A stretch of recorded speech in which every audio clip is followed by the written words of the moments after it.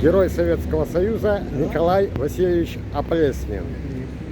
Так, Юра, ты помнишь, 22 октября как-то уже шел снег, и сюда мы ходили за цветами в день рождения Прасковьи Ивановны, и здесь девчонки возлагали белых журавлей. Было такое. Вот, а сейчас это стал всероссийский праздник всех погибших во всех войнах.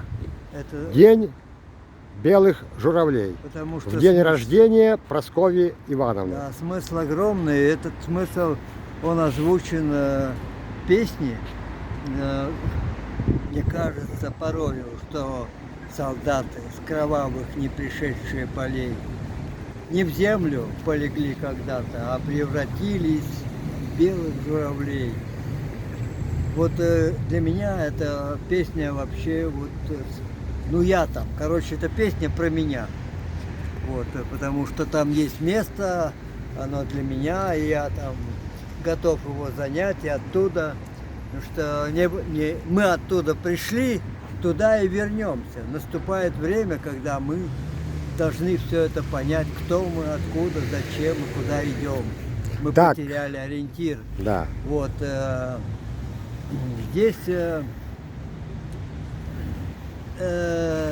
этот праздник совпал с днем рождения великой поэтессы Прасковьи Ивановны Чисталевой, вот, которая я был знаком, и она мне давала свои на экспертизу, чтобы я отзывы ей дал о том, о ее поэтическом творчестве.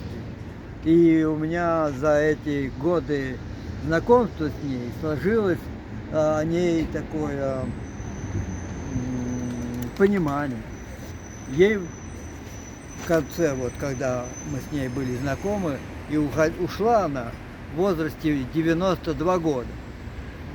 И я могу сказать, что в таком возрасте вообще в мире, наверное, нет такого поэта, который бы все свои стихи, всю свою поэзию, у нее немножко было со зрением, она наизусть декламировала всю свою поэзию. До 92 лет она писала, записывала высочайшие ценности стихи о том, кто мы, откуда, о влиянии, о том, что на нас как влияет, как жить в гармонии с природой и в согласии с собой. Вот. К тому же она ветеран войны. Она уже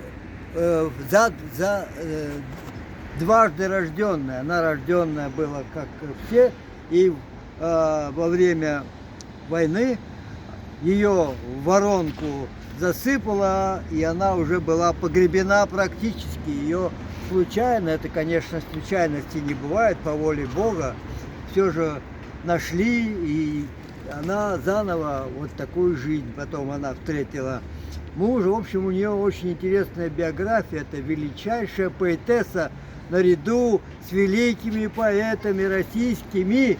Надо эту поэтессу сегодня вот поднять на щит и заслуженно прославить эту великую женщину. Благодарю, брат. Она тебя считала за брата.